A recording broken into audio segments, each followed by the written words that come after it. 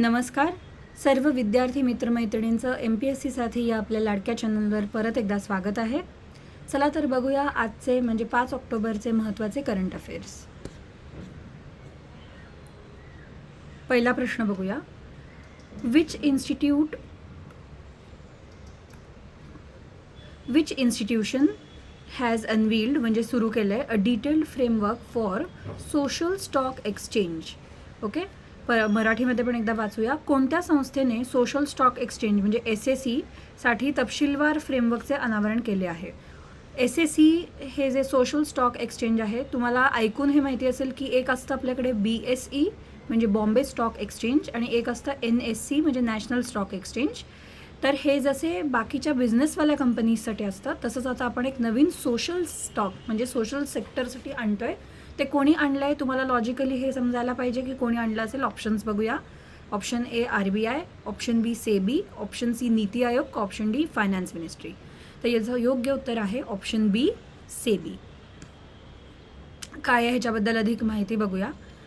2019-20च्या फायनान्सच्या budget म्हणजे finance स्पीचमध्ये म्हणजे बजेटच्या स्पीचमध्येच आपल्या ज्या फायनान्स मिनिस्टर आहेत म्हणजेच निर्मला सीतारामन त्यांनी या SSE बद्दलची अनाऊन्समेंट केली होती. त्याचा फुल फॉर्म काय आहे तो सोशल स्टॉक एक्सचेंज. आणि ह्याचा मेन उद्देश काय आहे तर आपल्या देशात ज्या काही NGOज आहेत किंवा नॉन प्रॉफिट ऑर्गनायझेशन्स आहेत की ज्या वेगवेगळ्या प्रकारचे सोशल वर्क आणि सोशल प्रोजेक्ट्स रन करतात तर त्यांना इनफ फंड्स मिळावा किंवा त्यांनाही त्यांची प्रोजेक्ट्स रन करायसाठी कॅपिटल मिळावं ह्यासाठी ही आपण एक नवीन आयडिया घेतो आहे. आणि ह्याच्यातनं आपण प्रायव्हेट सेक्टरला एनकरेज करणार आहोत की तुम्ही पण अशा स्टॉक्समध्ये इन्व्हेस्ट करा. थोडक्यात सोशल वर्क वाढवायसाठीच्या दृष्टीने उचललेलंचं SEBIचं हे एक पाऊल आहे आणि याआधी अशी संकल्पना भारतात नव्हती. पुढील प्रश्न बघूया. इथे फोटोमध्ये एक आपले फेमस ऑलिम्पिक विनर ॲथलीट दिसत आहेत. त्यांचं नाव काय बघूया. जेरेमी लालरिंगुआ हे यांनी सध्या गोल्ड मेडल जिंकलेलं आहे कॉमनवेल्थ गेम्समध्ये. तर ते कोणत्या खेळाशी निगडीत आहे. ऑप्शन्स बघूया. बॉक्सिंग, कुस्ती म्हणजे रेसलिंग, वेटलिफ्टिंग का शूटिंग. आता हे फॅक्च्युअल क्वेश्चन आहे पण माहिती असायला पाहिजे की इंडियाचे प्लेयर्स कोणत्या कोणत्या गेम्समध्ये काय काय जिंकलेत. हे MPSCच्या दृष्टीने खूप महत्त्वाचं आहे. ऑप्शन ह्याचा योग्य आहे वेटलिफ्टिंग C. तर जेरेमी लालरिंगुआ हे मिझोराम या स्टेटमधले आहेत. नॉर्थ ईस्टमधले नावावरून तुम्हाला अंदाज येऊ शकतो. आणि रिसेंटली त्यांनी 2022मध्ये म्हणजे आत्ता रिसेंटली त्यांनी 67 kgsच्या रेसलिंग कॅटेगरीमध्ये अवॉर्ड जिंकलं आहे, गोल्ड मेडल जिंकलं आहे रादर. आणि 2018पासून ते भारताचं प्रतिनिधित्व करत आहेत.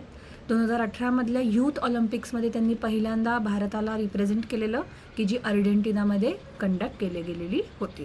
त्यामुळे नाव लक्षात ठेवायचं आहे, स्टेट लक्षात ठेवायची आहे आणि कोणतं मेडल जिंकलं आहे, इथे गोल्ड मेडल आहे हेही लक्षात ठेवायचं आहे. पुढील प्रश्न बघूया. कोणत्या केंद्रीय मंत्रालयाने एक नवीन उपक्रम आणला आहे ज्याचं नाव आहे DDRC म्हणजे काय डिस्ट्रिक्ट डिसॅबिलिटी रिहॅबिलिटेशन सेंटर म्हणजेच जिल्हा अपंग पुनर्वसन केंद्र. ओके, हे कोणत्या मिनिस्ट्रीने आणले असा प्रश्न आहे. ऑप्शन्स बघूया. Ministry of social justice and empowerment, ministry of law and justice, ministry of science and tech का ministry of health and family welfare.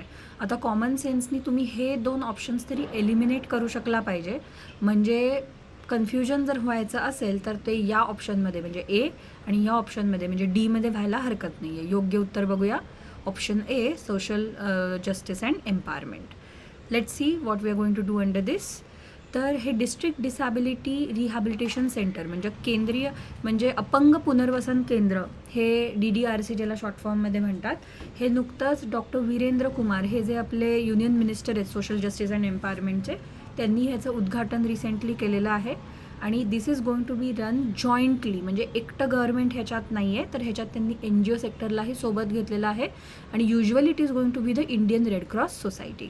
आणि जिल्हास्तरीय लेवलवर जिल्ह्याचे कलेक्टर किंवा डिस्ट्रिक्ट मॅजिस्ट्रेट जे आहेत त्यांची टीम आणि एक NGO मिळून हे सगळं रन करणार आहे. ठीक आहे, पुढील प्रश्न बघूया. Which city is the host of global clean energy action forum. 4 सिटीजची नावं दिली आहेत आणि यातलं ही जी परिषद आहे ग्लोबल क्लीन एनर्जी सध्या एक अतिशय हॉट टॉपिक आहे वर्ल्ड करंट अफेअर्समध्ये. कारण पोल्युशन कमी करायसाठी आपण सगळेच प्रयत्न करतो आहे. तर ह्याचे यजमानपद कोणत्या शहराने भूषवले असा हा प्रश्न आहे. ऑप्शन्स बघूया. न्यू दिल्ली म्हणजे इंडिया, पिट्सबर्ग म्हणजे USA, पॅरिस म्हणजे फ्रान्स का रोम. योग्य उत्तर आहे. हे माहिती असेल तरच अटेम्प्ट करायचं, कारण असं गेसवर्क करण्याचं या प्रश्नांमध्ये काही नसतं. याचं योग्य उत्तर आहे बी, पिट्सबर्ग म्हणजे अमेरिकेत हे झालेलं आहे. याबद्दल थोडी अधिक माहिती बघूया. Pittsburgh in the USA has hosted ever the first ever global clean energy action forum. अशी परिषद क्लीन एनर्जीच्या डिस्कशनची, स्वच्छ ऊर्जा, क्लीन म्हणजे काय तर स्वच्छ ऊर्जा म्हणजे नेहमीचे ऊर्जा स्रोत सोडून जे आपण प्रयत्न करतो आहे, तर त्याची पहिली अशी एक मीटिंग म्हणता येईल किंवा समिट म्हणता येईल ती झाली की जी अमेरिकेने होस्ट केली. आणि महत्त्वाचं हेही लक्षात ठेवायचं आहे की पुढच्या वर्षीची म्हणजे 2023ची जी ही परिषद आहे ती इंडियामध्ये, आपल्या देशामध्ये होणार आहे. कुठे होणार आहे तर बँगलोर शहरात येणार आहे. ठीक आहे. पुढील प्रश्न बघूया. Which state has announced to set up a Niti Aayog like state level organisation.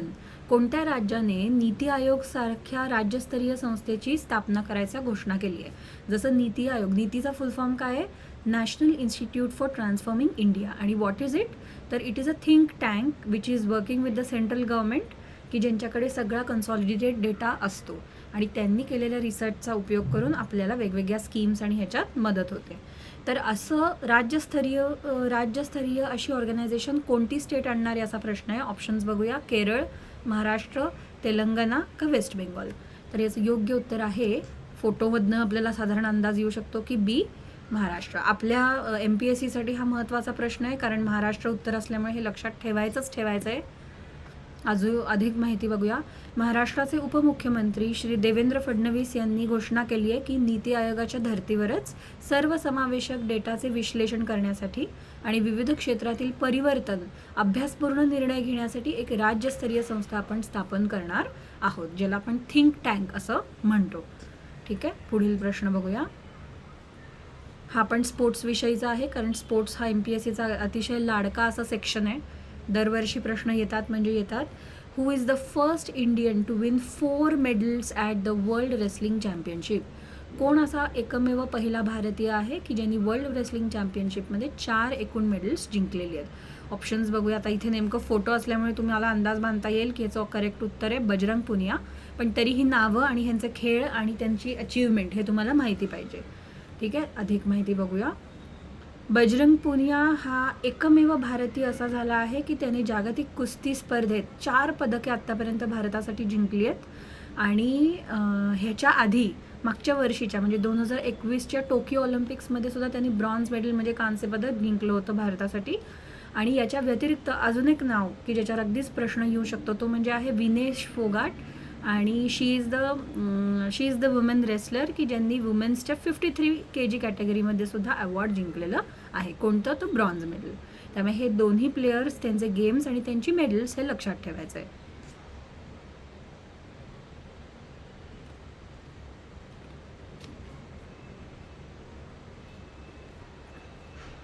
पुढील प्रश्न बघूया. NCB म्हणजे national conference on drug trafficking and national security, हे सध्या कोणत्या सिटीमध्ये ऑर्गनाईज केलं गेलेलं होतं. आता एक इथे लक्षात घ्यायचं आहे की हे ड्रग ट्रॅफिकिंग किंवा नॅशनल सिक्युरिटी याच्या कोणकोणत्या मिनिस्ट्री असतात हे पण आपल्याला माहिती पाहिजे. तर generally this is taken care by the home ministry. Okay. त्यामुळे तुम्हाला इथे फोटोत पण तुम्हाला दिसतील की इथे अमित शहांचा इथे आपल्याला फोटो दिसतोय. पण इथे प्रश्न काय विचारला आहे की कोणत्या शहरात आयोजित केली होती. ऑप्शन्स बघूया. मैसूर म्हणजे कर्नाटकात, हैदराबाद, चंदीगड का गुवाहाटी. तर याचंही योग्य उत्तर माहिती असेल तरच अटेम्प्ट करायला हवं. सो हे योग्य उत्तर आहे चंदीगड. आणि ह्याच्यात यांनी काय केलं आहे तर नवचेतना नावाचा एक मॅगझिन आपण लॉन्च करतो आहे की जे शाळेतल्या मुलांसाठी म्हणजे क्लास 6 to 8 आणि क्लास 9 to 11 यांच्यासाठी आपण हे आणलं आहे. आणि त्याचं बेसिक आपला मोटिव्ह काय आहे तर विद्यार्थ्यांमध्ये जीवन कौशल्य म्हणजे लाईफ स्किल्स पण यावीत आणि ड्रग्स किंवा बाकीच्या अंमली पदार्थांबद्दल त्यांच्यामध्ये जागरूकता यावी, त्याचे सारे जे धोके आहेत ते त्यांना माहीत व्हावे, अवेअरनेस वाढावा आणि त्याबद्दल त्यांना एज्युकेशन पण मिळावं. तर हाही प्रश्न कुठेतरी येऊ शकतो की नवचेतना हे काय आहे. तर माहिती पाहिजे. It is related to drug abuse and awareness.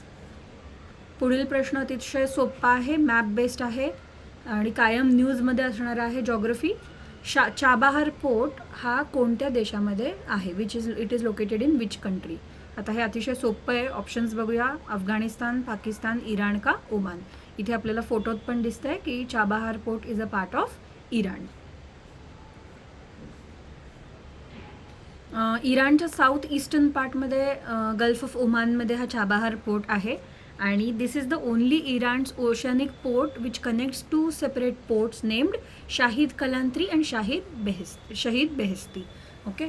आणि पाकिस्ताननी जो इराणमध्ये ग्वादार पोर्ट बांधला आहे त्याला काउंटर म्हणून आपण हा आपल्या मदतीने इराणनी चाबाहार पोर्ट केला आहे आणि त्यामुळे आपल्यासाठी स्ट्रॅटेजिकली सुद्धा हा अतिशय इम्पॉर्टंट आहे. लक्षात ठेवायचं नाव आणि मॅपसुद्धा. आणि हो, मॅप बेस्ड क्वेश्चन्स येतात त्यासाठी या सगळ्या महत्त्वाच्या घडामोडी तुम्हाला माहिती पाहिजेत. पुढचा प्रश्न बघूया. कोणत्या संस्थेने शरीराच्या अंतर्गत अवयवांसाठी म्हणजे इंटरनल ऑर्गन्ससाठी प्रतिमा तयार करणारे अल्ट्रासाऊंड ॲडेसिव्ह विकसित केलेले आहे. Okay. Ultrasound adhesive that produces images of internal organs of the body. Options बघूया. Oxford University, John Hopkins University, MIT म्हणजे मॅसेच्युएट्स युनिव्हर्सिटी का हार्वर्ड युनिव्हर्सिटी. योग्य उत्तर आहे Massachusetts Institute of Technology which is also again in USA.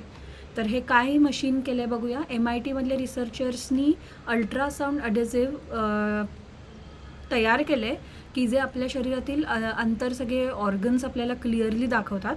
How it is used इथे फोटोमध्ये तुम्ही बघू शकता की हे जे डिव्हाइस आहे हे स्किनवर ठेवलं जातं आणि हे अल्ट्रासाऊंडच्या मदतीने वेव्सच्या मदतीने इथले सगळे इंटरनल जे ऑर्गन्स आहेत त्याचं क्लिअर कट इमेजिंग आपल्याला देणार आहे.